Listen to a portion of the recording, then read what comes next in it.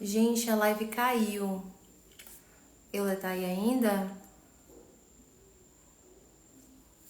A live caiu, gente. Eu salvei, eu vou deixar as lives salvas, tá? Vamos ver se Euler pode voltar. Porque aqui parou, eu não sei se aconteceu alguma coisa na minha internet ou na internet dele. Mas vamos ver, aguardar aí pra ver se ele volta. Mas não se preocupem, a live ficou salva, tá? Gente, tem muita pergunta aqui. Como a gente estendeu essa primeira live, que foi introdutória para falar sobre síndrome fúngica, acabou que a gente não conseguiu responder as perguntas. Mas tem bastante pergunta. Nossa, tem muita pergunta, gente. Deixa eu ver aqui se ele entra. Talvez a internet dele tenha caído.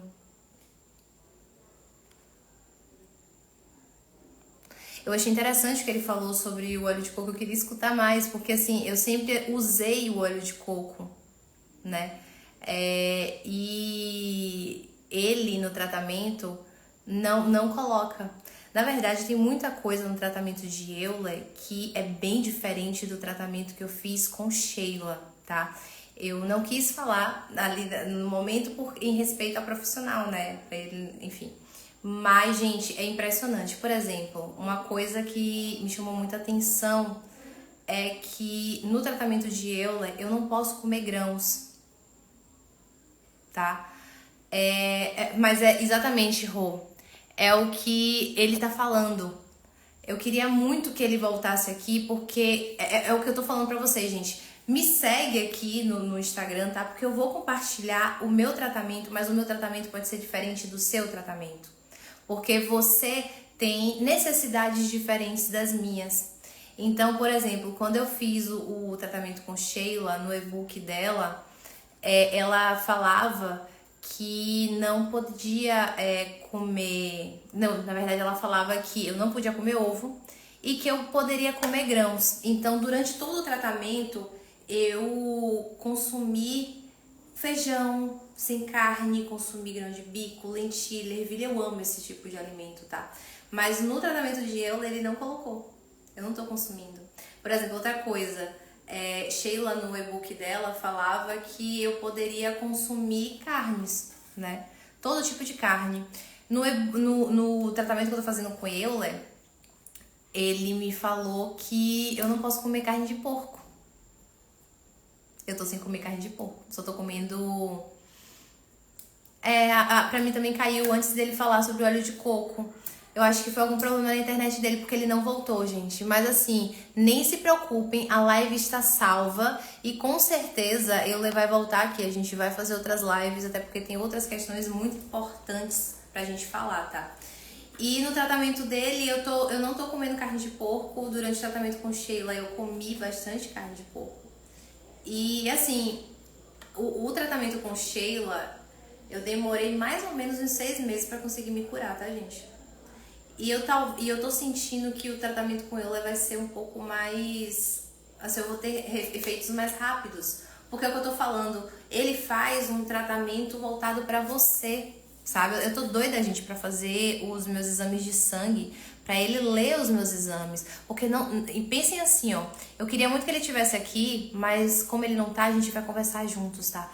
Não tem como a gente conseguir curar da síndrome fúngica se a gente não equilibrar os nossos nutrientes. Se nossos nutrientes não estiverem acima do marcador de saúde. Não tem como.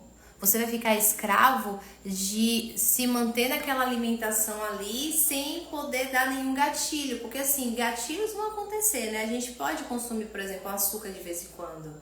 O problema é quando a gente consome um açúcar e nosso sistema imunológico tá baixo.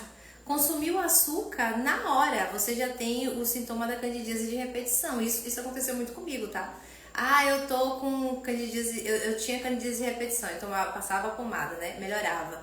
Aí eu saía com as amigas, amiga, vamos comer uma besteirinha, comer um brownie na rua. Eu comi o brownie, quando eu chegava em casa a candidíase já tava aparecendo de novo. Porque é o que Euler fala, a microbiota ela tá ali. Se você não tiver com imunidade, saúde suficiente para quando você colocar um gatilho, ela não ser afetada, tão afetada, qualquer coisa que você colocar o sintoma vai aparecer. Por isso que quando vocês me perguntam, você tá curada? Como é que eu sei que eu tô curada, né? É quando eu coloco os alimentos gatilhos pontualmente na minha vida e eu não tenho sintoma. Mas se eu, por exemplo, colocar por exemplo, consumir açúcar agora, que eu tô com dias de repetição, aí eu tenho 2 dias que eu tô fazendo tratamento com eu, dei uma melhorada. Se eu colocar o açúcar, eu tenho certeza que a candidíase vai voltar. Entende por quê? Meu marcador de saúde ainda não está acima do que eu preciso. Eu preciso primeiro regular minhas emoções, regular minha imunidade, ver as questões nutricionais do meu corpo, que foi algo também que foi assim, absurdo que eu aprendi com Eula, tá? Porque no e-book de Sheila simplesmente falava assim, tem que suplementar a vitamina D, porque vitamina D é importante, né, pro tratamento, tá? Vou suplementar a vitamina D. Ah, você sabe suplementar vitamina D? Eu fiquei 6 meses, gente, suplementando vitamina D de forma errada. Eu tomava em jejum, sem nenhum alimento. Você sabia que para você consumir vitamina D e seu corpo sintetizar, absorver aquilo ali, você precisa primeiro comer, ter uma refeição gordurosa para consumir, para tomar a cápsula da vitamina D, porque senão você não vai absorver. Ele voltou. Euler voltou. Foi sua internet, Euler, vou te convidar. Tô aqui conversando com as minhas.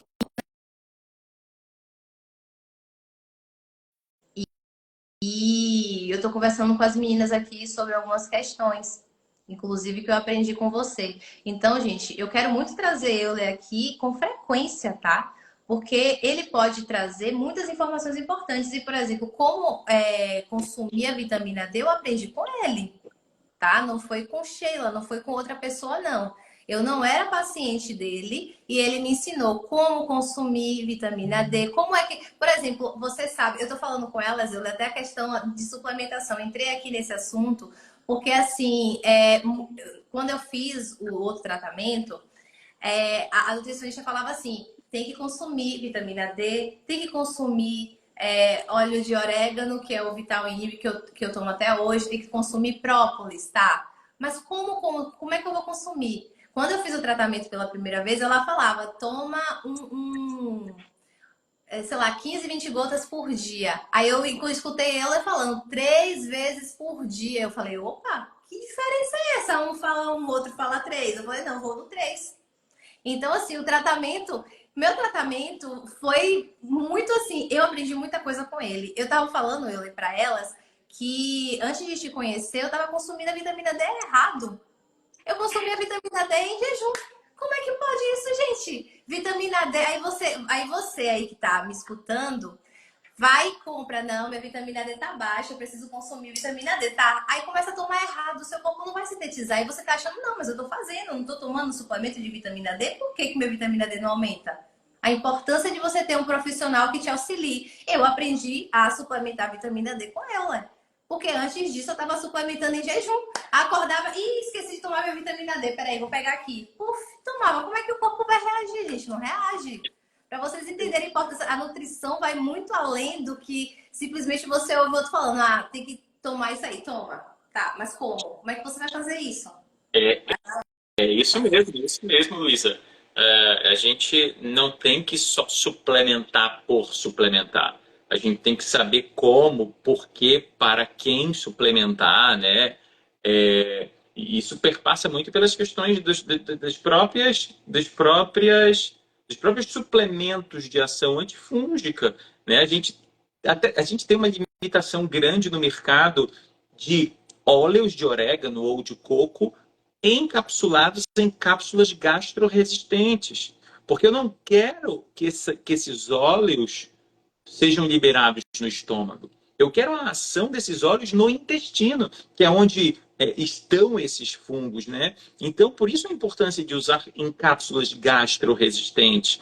E os estudos da terapia antifúngica, eles usam óleos, eles não usam extrato seco. Então, assim, eu prefiro ser muito fiel aos estudos. Então, eu geralmente, em regra, peço... Em regra, não, isso é sempre, né?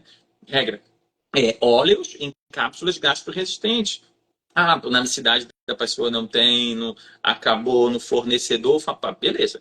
Se a gente não tem uma outra ferramenta, a gente vai usar em cápsulas normais, né? Mas a gente precisa ter essa consciência Então, usar sempre esses suplementos, como os óleos de ação antifúngica, inclusive as enzimas que rompem o biofilme, é, em momentos de estômago vazio. Por quê? Porque eu não quero a interação de fatores digestivos influenciando na ação desses suplementos, desses óleos. Eu não quero enzimas ali, eu não quero fatores digestivos que possam estar influenciando, eu não quero interação com outros nutrientes, eu quero a ação isolada deles. Então eu tomo ao acordar, 1 hora antes do lanche da tarde e ao deitar, né? São 3 momentos aí que a gente está com esse estômago vazio, né? Então é bem isso. Eu já vi suplementos assim que são suplementações que são absurdas, né? É, usando, sei lá, ácido lipoico junto com, com, com ácido lipoico, usando junto com coenzima Q10, né? Então são suplementos que tu tem que fazer em jejum, outros tu tem que fazer junto com uma gordura. Aí manipularam na mesma cápsula. Então, cara, é complicado, Eu complicado. botei até essa pergunta aí, que é uma dúvida também que eu tenho. Qual o melhor momento para tomar NAC? Eu até acho que a gente conversou sobre isso. O NAC entra nesses suplementos que ajudam a quebrar o biofilme, então seria em jejum? Assim, O NAC também entra nesses suplementos que a gente tem que estar de estômago vazio, né? Eles entram aí no meio da manhã, no meio da tarde também. O NAC ele é um 2 em 1 no tratamento na terapia antifúngica, porque ao mesmo tempo que ele serve como algo que vai romper esse biofilme de fungos, ele também vai favorecer a produção de glutationa hepática lá no fígado, que vai auxiliar na eliminação dessas toxinas hepáticas, dessas toxinas fúngicas. Os fungos, quando começam a morrer, eles começam a liberar toxinas. E isso leva uma piora logo no começo da terapia, nos primeiros dias, nos primeiros 15 dias.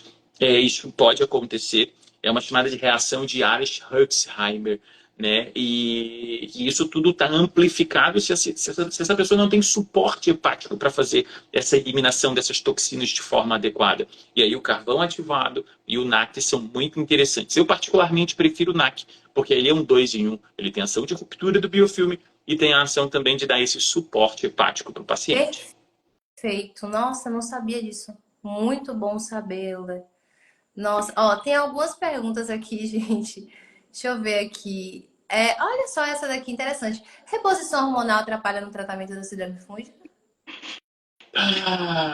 Essa é um pouquinho mais complicada, né? Porque assim, cara, é, é, é, ah, por exemplo, se eu estou falando de uma mulher na menopausa, falando de uma reposição hormonal de uma mulher na menopausa, e aí essa mulher, por ter uma redução dos estrógenos, ela deprime esse sistema imunológico dela localmente. Eu estou falando de uma mucosa é, da uretra, vulvo-vaginal, sem muita proteção, que favorece a ligação de bactérias. E aí aquela mulher na terceira idade que tem infecção urinária de repetição, cara, é pela falta desses Nossa, hormônios, né? Em grande parte, eu não estou fechando diagnóstico, pelo amor de Deus, eu estou abrindo hipóteses. E aí, de repente, suplementar um estriol, isso é uma competência médica, tá? Que dentro de uma perspectiva tumoral tem uma incidência muito menor, né? E aí você precisa fazer essa reposição hormonal. Isso é muito mais seguro do que ficar todo mês dando antibiótico para essa mulher. Entende? Então, sim, só que tu vai ter que procurar um profissional que tenha essa visão, que tenha essa linha de raciocínio, e que não é. abra essas hipóteses. Entende, Luísa? Então, assim, cara, suplementa reposição hormonal, mas de quê? Para quem, né? É complicado, não tem. Isso. O que eu posso te dizer, e aí eu vou te trazer uma informação bem legal aí que eu acho que o pessoal vai gostar. Fungos têm receptores estrogênicos, ou seja, eles se nutrem de hormônios. Então, em alguns casos, mulheres que fazem uso de anticoncepcional via oral podem estar favorecendo. Eu não tiro de cara, não tiro. Não é minha first choice no tratamento, eu uso depois de algum tempo, tá bom? Essa questão de cogitar suspender os anticoncepcionais. Mas, por exemplo, olha o que eu vou falar. plastificantes, né? Plastificantes possuem, eles têm ação xenoestrogênica, ou seja, eles mimetizam, eles imitam os hormônios. E aí você tem um fungo que tem receptores para isso.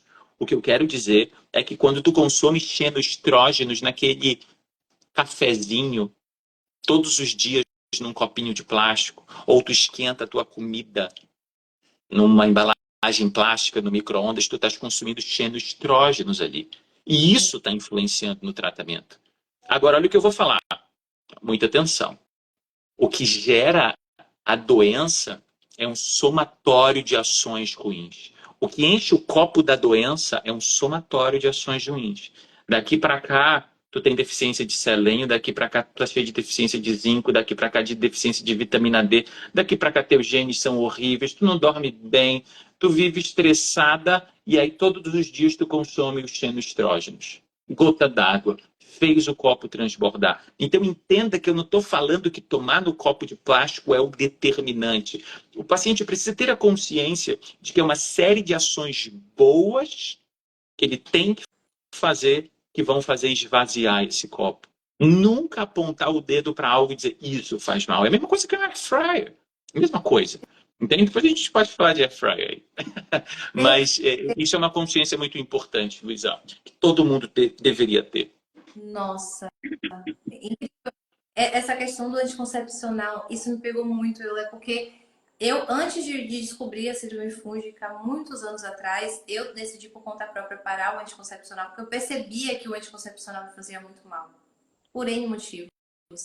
E cada corpo é uma pessoa, cada um é de um jeito, né? Mas é incrível saber disso agora. Nossa, não tinha esse conhecimento. Isso me pegou bastante. Muito. É Nossa, deixa eu ver. Você falou do café, né? Tem muita gente aqui que falou. Essa pergunta aqui, ó. Café sem açúcar pode usar ou atrapalha a síndrome fúngica? Olha, geralmente as pessoas são café lovers, né? Como chamam, são pessoas que são viciadas em café, que precisam de café. Então, assim, sempre que tu tens uma frequência, uma repetição muito grande a um alimento, por conta disso, existe aí uma probabilidade grande em você desenvolver sensibilidade àquele alimento. Então, assim, se todos os dias a pessoa consome aquilo em grandes quantidades, tu estás aumentando essa probabilidade. A alimentação ela tem que ser rotativa, ela tem que ser cíclica. Luísa, o que tem de pessoa que come mamão 365 dias no ano? Porque para fazer o intestino funcionar, cara, é muita gente. Imagina o quanto de agrotóxico que essas pessoas não comem. Cara, nenhuma fruta dá 365 dias no ano. Inclusive, o mamão não é uma fruta tão simples de ter plantação assim. Então, assim, cara, tu não obedece, a pessoa quer, acha que tem que comer aquilo todo dia, ela vai lá, come aquilo todo dia e desenvolve uma sensibilidade alimentar. Então, para responder a pergunta, esse é um problema. Cara, será que esse meu paciente não tem isso? É lógico que eu não posso chegar para um paciente que é um café lovers e falar assim para ele, bicho, amanhã acabou. Não tem como. Aí a gente vai ganhando a consciência, traçando estratégias para reduzir essa quantidade. O que eu quero dizer é que o problema não é só o açúcar. Isso é o profissional que leu até a página 3. Ele vai falar para o paciente dele, ó, não pode açúcar, não pode tapioca, não pode carboidrato refinado. Ele não sabe da imunologia, né? E é aí que mora o perigo, como dizem, porque muita gente desconhece. Então, essas coisas, o paciente precisa entender o porquê que ele vai parar de consumir aquilo. É por isso que na consulta eu falo muito, né? Porque a minha função é trazer a consciência para o paciente do que é a terapia. Por que ele vai fazer aquilo? Porque já é um fardo para ele, cara. É um fardo. A terapia não é simples, é uma jornada e muitas das vezes tem muitas limitações, quase sempre, né? Sim, sim. Não. Tem algumas perguntas aqui em relação a. Porque você fala do óleo de alho. Aí as pessoas falam sobre consumir o alho cru. Seria a mesma coisa ou há uma diferença durante o tratamento? O alho cru, o alho no geral, ele é um baita um baita alimento quando a gente pensa num sistema imunológico mais competente, né? Acho um alimento fantástico, né? O problema é que os FODMAPs, eles tendem a nutrir não somente bactérias, mas também fungos. Então, de repente, o alho in natura para aquele paciente que tem um super crescimento de fungos, um super crescimento bacteriano, pode não ser interessante. Aquele paciente, quando consome o alho, ele distende muito. Cara, isso não vai ser interessante para aquele paciente. Agora, tem outros que não. E aí tá um negócio da individualidade do tratamento, entende? Eu não tenho uma resposta objetiva para isso. Particularmente, eu não uso o alho, eu uso outros temperos e, felizmente óleos não têm essas questões dos FODMAPs, né? Os óleos não têm essas questões dos carboidratos fermentáveis, por isso que eles podem ser consumidos e o alimento in natura às vezes não é interessante. Perfeito. Ó, eu vi essa pergunta que achei interessante. As frutas permitidas no tratamento, elas podem ser comidas à vontade? Ou a gente tem que dosar a quantidade? Porque, assim, isso foi uma coisa que me pegou. Primeira vez que eu fiz o tratamento, eu não dosava a quantidade. E com você, você bota a quantidade exata. Então, essa é uma dúvida que eu tenho também em relação a isso. Eu posso, por exemplo, passar um pouco uma banana no café da manhã, eu posso comer duas? Vai ter problema? Como é? Boa, boa, Luísa. Deixa eu só entregar esse carregador aqui na porta rapidinho e já te respondo essa. Tranquilo, pode ir. Essa é uma dúvida que realmente me pegou agora. Eu adorei. Quem foi que mandou essa pergunta? Não aparece aqui para mim agora, mas excelente pergunta essa, viu? Muito bom, Excelente. muito bom. Eu acho que isso responde também àquelas mulheres que dizem, nossa, eu já tenho baixo peso, eu fico até receosa de entrar numa terapia dessa porque eu não quero perder mais peso, né? Assim, Luísa, o que a gente tem que se preocupar aqui diz respeito ao aspecto qualitativo, não ao aspecto quantitativo, de quantidades, né? Se na sua dieta lá não tem lácteo, cara, não coloque lácteo. É qualidade. Agora, se na sua dieta tem banana e você comeu uma banana e está morrendo de fome, eu falo, cara, coma duas. Coma três. Na sua dieta tem banana e tem, sei lá, leite vegetal em outra refeição, mas você está com fome nessa refeição. Tome um copo de leite vegetal, coma duas bananas. Só não vai colocar, por exemplo, uma pasta de amendoim. Por quê? Porque pasta de amendoim não está na dieta. Então, a grande preocupação ela é dentro do caráter qualitativo. O que você come, não o quanto você come. Então, eu não tenho preocupação quando o meu paciente come mais. A minha preocupação é quando o paciente come menos. Porque a gente tem que lembrar que eu preciso inundar esse paciente de nutrientes. E tem muita gente que chega assim, ah, não, mas eu vou comer menos para emagrecer. Cara, que péssima decisão. Porque eu preciso inundar o meu paciente de nutrientes. Eu preciso que ele coma tudo aquilo que eu peço para ele. Entende? Então, assim, você comer um pouquinho mais não tem problema. Agora você falou, porque tu colocou quantidades aqui. É uma questão de software nutricional. E aí por isso que existe esse suporte lado a lado com o paciente, porque quando ele me manda mensagem no WhatsApp sobre isso, aí a gente troca uma ideia.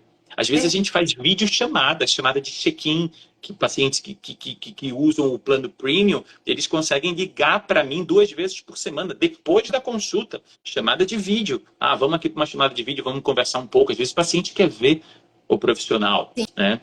Sim, sim, com certeza. Nossa, achei incrível, porque assim, eu tava me pegando nessa dúvida. Porque eu gosto, eu como muita fruta, né? Então, às vezes, no café da manhã, você botava uma banana. Eu comi umas duas, duas a três, não vou mentir pra você, não. Mas eram frutas de vez, nada maduras. Eu sempre tô me atentando a isso, porque eu já tenho esse conhecimento, então. Mas em relação a essa questão da quantidade. Agora, uma vez eu conversando com você, você falou uma coisa que me chamou muita atenção. Você falou assim: toda alimentação que entra em além, né, de calorias, que a gente consome além de calorias, é uma alimentação inflamatória. Uma vez eu acho que, não sei se foi você que falou, eu ouvi isso de alguém. Mas assim, por exemplo, Em relação a uma alimentação, porque antigamente eu comia 8 bananas por dia. Quando eu tava bem, saudável, eu falava assim, não, eu quero ganhar peso. Só que eu não como arroz. Arroz foi uma coisa que eu introduzi depois de anos, porque não me fazia falta. Então eu falava assim, não, tá, é difícil ganhar peso comendo fruta. Eu vou comer 8 bananas por dia, comer um bocado de fruta. Se eu consumir muito mesmo, assim, eu posso ter essa questão de inflamar, mesmo fazendo uma alimentação mais saudável, ou é difícil isso acontecer? Assim, a dieta hipercalórica, ela vai estar associada com o aumento da permeabilidade intestinal. Mas aí entra muito do que você come, né? Então, assim, eu não vou afirmar que se eu comer muita coisa saudável, eu vou estar favorecendo um caráter inflamatório. Não, né? E é claro que aqui tu estás indo para um, não vou dizer exagero, mas não é endossado que a gente faça essa dieta hipercalórica, né? Mas consumir para além daquilo que eu peço na dieta não tem nenhum problema. E aí entram aquelas pessoas que têm medo de perder peso. Eu digo para elas, cara, não existe proibição aqui na sua quantidade. Você pode aumentar. E aí eu uso exemplos, sabe? Poxa, tem uma fruta naquela refeição, coma duas ou coma três, não vou dizer coma oito, né? Mas a gente vai aumentando as outras refeições, algumas quantidades. Ah, no café da manhã são 2 ovos, coma três. No mesmo café da manhã tem uma banana, coma duas. No mesmo café da manhã tem, sei lá, 5 castanhas, coma oito. Então a gente vai aumentando e dessa forma, em não tendo déficit calórico, não tem como haver emagrecimento. Agora tem muito paciente que é esperto. E eles já chegam assim, ó, cara, se eu deixar de comer pão, eu fico com medo de emagrecer. Se eu deixar de comer arroz, eu fico com medo de emagrecer. Eu falo, pra cima de mim. Mais de 15 anos lidando com isso. Eu falo, não, porque se você comer o que deve aqui nas quantidades devidas, não tendo déficit calórico, não tem como você emagrecer, né? Isso é a tua pergunta é muito importante, porque tem muita mulher que tem medo de emagrecer no tratamento. Sim. Eu recebo muita pergunta dessas assim, nossa, Lu, mas eu não quero emagrecer. Então, bom saber, gente, comam. Só comam comida natural. Comam. E que vocês não vão ter esse problema, tá? Essa pergunta que eu achei interessante. Por quê? O azeite de oliva tá R$ 50. Tá assim, absurdo, né? Então, por exemplo, trocar óleo de soja pelo de coco ajuda? Qual é, por exemplo, banha de porco pode ser utilizado? O que é que a gente pode fazer para tentar manobrar e sair na hora de fazer os alimentos? Porque azeite de oliva tá um negócio assim, né, meio difícil. É, Como é que a gente faz? tem que trabalhar para dar entrada no azeite de oliva, né, Luiz? É, tá difícil. Tá Estamos difícil. trabalhando aqui para dar entrada no azeite de oliva e parcelar o resto. Cara, assim, Luísa, a gente tem que saber que fritura de qualquer óleo, a quantidade é o problema, né? Então, assim, se todos os dias eu frito com azeite de oliva em uma boa quantidade, isso não é interessante. Se eu vou fritar uma pequena quantidade. Eu faz a fritura ali 2 vezes por semana, numa pequena quantidade. Cara, em quantidades pequenas, óleo nenhum é prejudicial. O problema é que as pessoas, cara, elas usam óleo com muita frequência. Esse é um grande problema.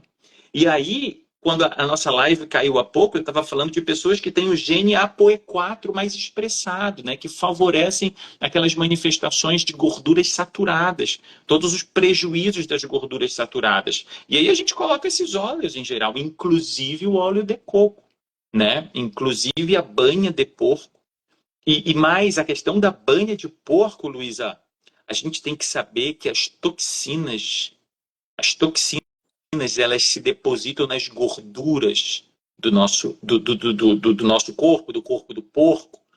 Então, quando tu comes aquela gordura de um porco, que tu compras aquela gordura lá no supermercado, que o cara não tem controle nenhum, aquele porco não é um porco criado livre com comendo comida, ele é criado comendo ração, aquelas rações cheias de hormônios, enfim, das mais diversas questões, aquelas toxinas estão presentes ali naquela gordura. Então a gente ainda tem um agravante, entende? Mas eu acho que não é esse o ponto. Eu acho que o ponto aqui é conscientizar o paciente de que ele não deve fritar e de que o ideal é que ele faça preparações com molhos, preparações que tenham água na composição, porque a água ferve a 100 graus.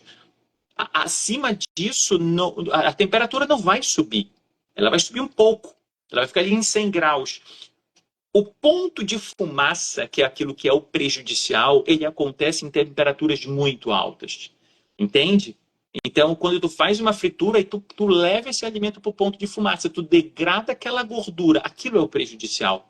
E aí, se você faz isso todo dia com azeite de oliva, é prejudicial, com óleo é prejudicial, com banha é prejudicial. Então, é ter a consciência de que você não pode fritar todos os dias. E digo mais, você tem que pensar a air fryer como uma fritura. Porque o problema da fritura do óleo é a oxidação. E o problema da air fryer é a glicação. São duas causas de doenças, né, que podem acontecer. Agora lembra que eu falei. O que enche o copo da doença é uma série de ações ruins. E aí eu volto a falar. Pessoa cheia de deficiência nutricional, segunda-feira não comeu uma fruta porque não se programou, na terça-feira ela se estressou no trabalho, na quarta ela dormiu mal, na quinta ela comeu aquele doce, na sexta ela não treinou, no sábado ela consumiu muito álcool, no domingo ela usou air fryer. O problema foi a air fryer ou é esse estilo de vida que as pessoas fazem uma série de ações erradas todos os dias? Entende? Isso é tratar o paciente. Eu não estou falando mal do air fryer, eu não estou falando mal de um ponto isolado. Eu estou falando que aqui a gente tem que ter a consciência de que o que está no chão do consultório são essas pessoas. Né? No caso, por exemplo, eu quando vou cozinhar, eu sempre coloco o óleo que eu utilizo, eu uso naquele sprayzinho que espreia assim na panela e boto. Ali é tipo 3 vezes só para refogar uma cebola, um alho e depois eu vou botando as coisas. Tem algum problema em relação a isso? E outra dúvida que eu tenho, eu gosto muito de consumir, por exemplo, você botou cebola ou cenoura. Eu gosto de consumir cenoura, couve, às vezes eu refogo. Não é refogar no óleo, mas, por exemplo, como eu falei, borrico 2 vezes, boto ali, deixo esquentar, boto um pouquinho de pimenta preta, boto algum temperinho e consumo aquilo ali. Isso pode ser feito no tratamento ou é algo que pode acabar prejudicando? É melhor, por exemplo, comer a cenoura a vapor, ou cozida, ou crua. Perfeito. Assim, o que a gente tem que ter em mente é sempre rotacionar a forma de preparo, sabe? Aqui você estava usando como exemplo um grupo de alimentos que são os carotenoides. E esses carotenoides, eles são muito mais bem extraídos. Beta-caroteno, por exemplo, licopeno, eles são muito bem extraídos quando eles são cozidos e regados com uma gordura. Eles precisam de uma gordura, né? Agora, se eu quiser extrair polifenóis, eu vou fazer essa cenoura crua.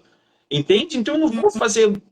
assim, todo dia vai comer cenoura cozida. Cara, ele vai priorizar a cenoura cozida. No outro dia ele vai comer a cenoura crua, por exemplo. Então sempre rotacionar. E essa sua estratégia de borrifar é bem legal. Você acaba controlando essa quantidade que eu acabei de falar. Sim, sim. Perfeito. Nossa, é incrível. Gente, o que é um profissional? Você ouviu o que ele falou? Sempre ir mudando a forma de consumir. E a gente se pega muito a isso, né? Ah, eu gosto de comer refogado, só vou comer refogado. Por exemplo, essa semana eu comi cenoura crua e comi o refogadinho. Eu não sou muito, não vou mentir, de fazer ela cozida, né? Mas, por exemplo, às vezes eu faço no vapor. No vapor pode ser feito como se fosse cozida? É diferente? Não, no vapor, pode ser sim. Perfeito. Pode ser no vapor. Então, E aí você rega com azeitezinho. Uma gordurazinha, tahine, semente de girassol. ela pronta, jogar por cima. Para consumir. Perfeito. Ai, gente, ó, tá vendo? Eu tô aprendendo aqui com vocês também, viu? Nossa, isso aqui, Eula, é uma coisa interessante, tá?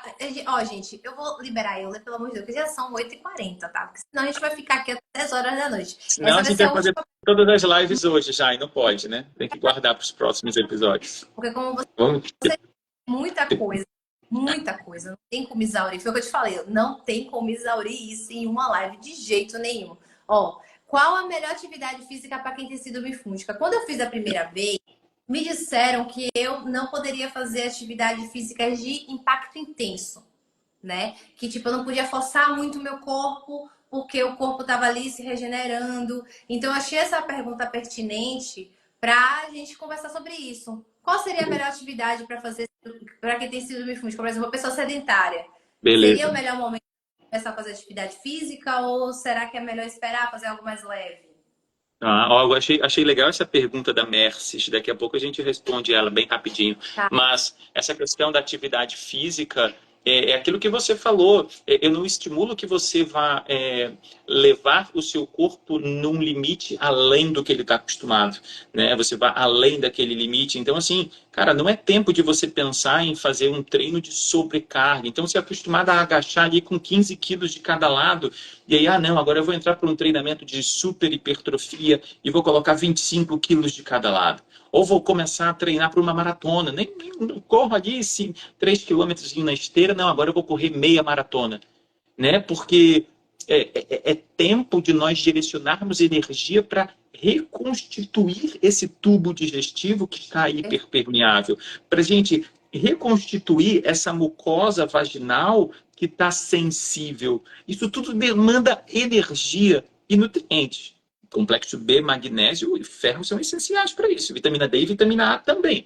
Então, assim, não é momento do meu corpo direcionar energia e nutrientes para fazer hipertrofia muscular, para fazer músculos, entende? Então, não é para o paciente ficar sedentário, é para o paciente treinar, vai praticar um exercício físico, mas não é momento de, ai, cara, será que eu posso usar uma creatina na terapia antifúngica? Meu, até pode, mas tu vai usar a creatina com a finalidade de hipertrofia, isso já não é interessante.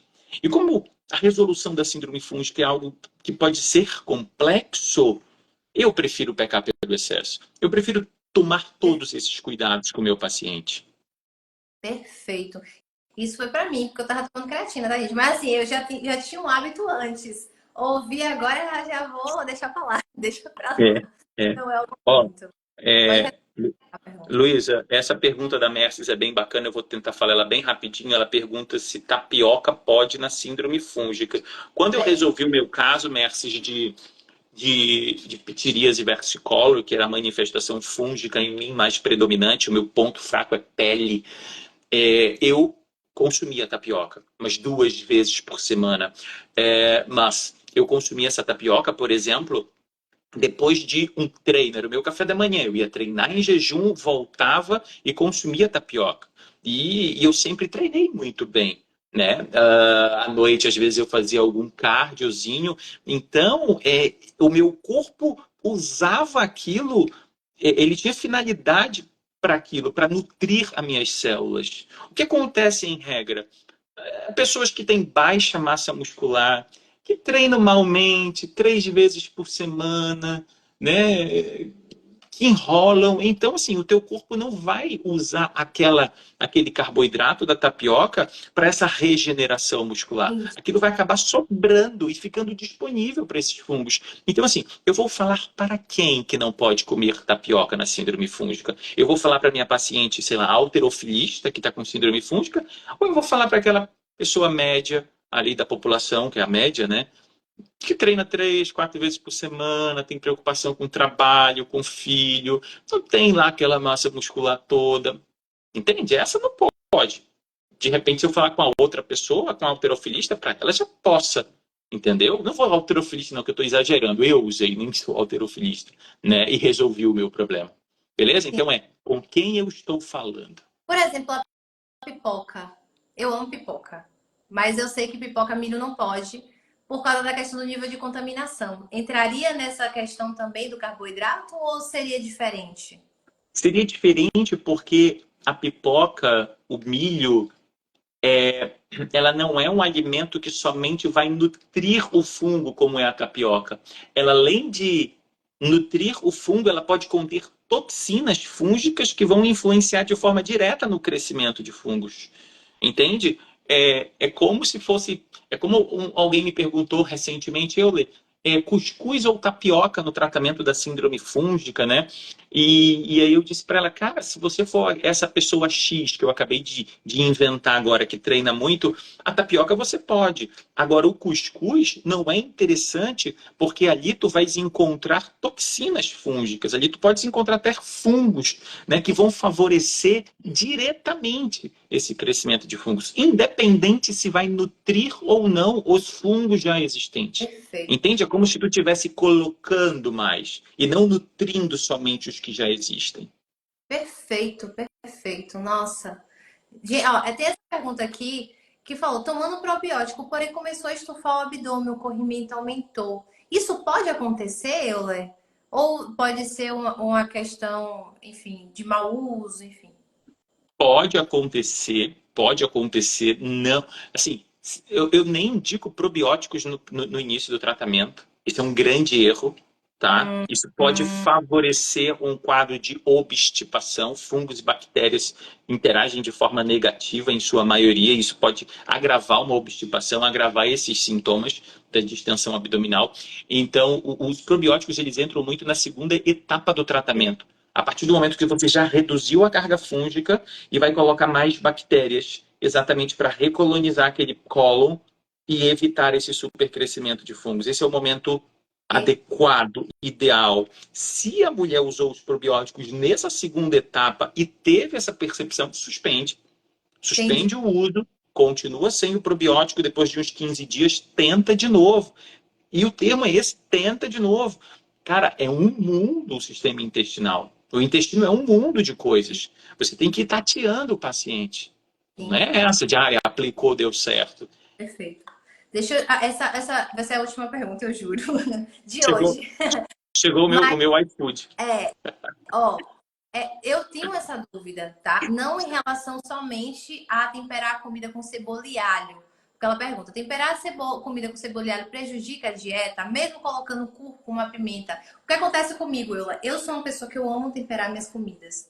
Eu gosto de ter prazer em comer. Eu como tudo muito natural, mas eu gosto, por exemplo, de utilizar cebolinha, coentro, hortelã, hortelã grosso, manjericão, manjerona, todo tipo de folha que você imaginar, todo tipo de tempero em pó que você imaginar. Chimichurri eu gosto, cúrcuma, açafrão, páprica doce, páprica É, defumada, enfim. Eu sou maravilha. uma pessoa que gosto. Então, eu queria saber se o uso desses temperos, tanto em pó quanto ervas, que podem ser desidratadas ou naturais, elas podem prejudicar de alguma forma o tratamento. Porque, por exemplo, você passou no café da manhã, o meu ovo é sem sal e com o curry, né? Ou pimenta preta. Eu achei muito interessante, bem pontual.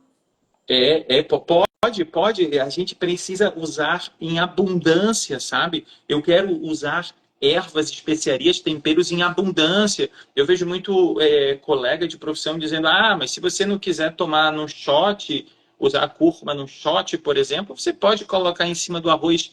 Cara, quanto mais melhor. Quanto mais polifenóis, quanto mais ações boas, quanto mais defesa tu entrega para o teu corpo, melhor. Entende? E em especial para as pessoas com quem eu falo, com quem eu lido, que são pessoas que têm queixas, que têm doenças. Então, eu estimulo elas a vai fazer o shot. Por exemplo, eu estou criando aqui um exemplo, tá? Uso o tempero o ovo do café da manhã e tempero o arroz também.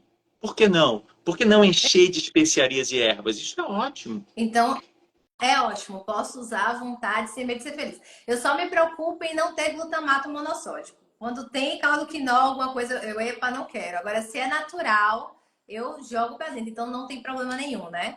Pode temperar. Aí tem as perguntas aqui de leite, de vapor, até vapor. É vapor que se pronuncia, ou é vapor, né? Vapor, né? Aquele cigarro. Exatamente essa pergunta aí é boa. Acho que até Olha. ela falou aqui, eu acho que eu vi. Pode responder aqui. Bom, assim como o cigarro, né? O vapor também, eles aumentam a produção de radicais livres no nosso corpo. E para neutralizar esses radicais livres, você precisa de antioxidantes. Que antioxidantes são esses? Os nutrientes, os mesmos que era para você usar para reparar a tua permeabilidade intestinal, os mesmos que são as munições das tuas células imunológicas, e eles estão fazendo o quê? Estão tentando neutralizar os radicais livres por causa do vapor. Então, isso vai ser péssimo, tá bom? Perfeito, perfeito. Gente, ó, por hoje é só. Vão lá encher o saco dele e falar, volta, Euler, pelo amor de Deus, porque a gente não vai conseguir exaurir isso em A uma gente live. precisa de um termômetro para saber se a gente deve ou não voltar, né, Ah, Luísa? vai, com certeza, tenho certeza que eles vão dar o termômetro da gente. Mas, gente, é isso. Essa live foi incrível, incrível, nossa. Muito obrigada, Euler. Não tenho como Duas agradecer. lives, né? Foi 2 em 1 hoje. Lives. Olha, o homem está aqui 2 lives com a gente. A gente tá com muita moral. Mas obrigada e vamos fazer outras lives. A gente vai ver aqui se a galera vai querer ou não. Eu acredito que sim. E é isso, viu? Gente, Beleza. quem me acompanha aqui sabe o quanto eu falo desse homem. Vocês viram aqui uma amostra do que é Euler, né? Do que é esse homem que me ajudou há tanto tempo atrás e agora tá transformando minha vida novamente. Então, sigam ele, conheçam o trabalho dele, conversem com ele e vejam a possibilidade de vocês se curarem com ele, porque eu vou dizer para vocês, eu quero fazer nutrição, ele sabe disso. E é muito difícil você encontrar um profissional da área de nutrição com a qualidade e a competência que Euler tem, tá? Geralmente as pessoas falam de macro, de bater micro, de você ganhar shape. A nutrição, infelizmente, é muito voltada para isso. Encontrar uma pessoa que trabalha com nutrição funcional, com saúde, é muito difícil. Então, eu já falei a ele, eu já flertei várias vezes em deletar meu Instagram. Não deleto por causa do Instagram dele, porque eu aprendo muito, tá? Muito obrigada, Euler. E a gente vai Foi. fazer outras. Vamos sim, foi um prazer. Foi um prazer. Vamos voltar aí, de repente, começar a criar uma constância maior de vocês escolhendo os temas, Sim. hipotireoidismo, pele, cabelo, não sei. Então, eu quero falar muito sobre queda capilar, gente. Vou encher o saco dele lá, porque esse é um assunto que eu estou precisada, queda capilar. Mas a gente vai fazer o exame de sangue, você vai fazer lá a leitura. Pode falar tudo esculhambar, viu? Que eu quero isso. Beleza, Tá bom, gente. pessoal. Foi um Até a prazer. próxima. Muito obrigada, Euler. Foi um prazer, foi um prazer. Até muito breve. Tchau, gente. Boa Tchau, noite. tchau. Tchau, tá?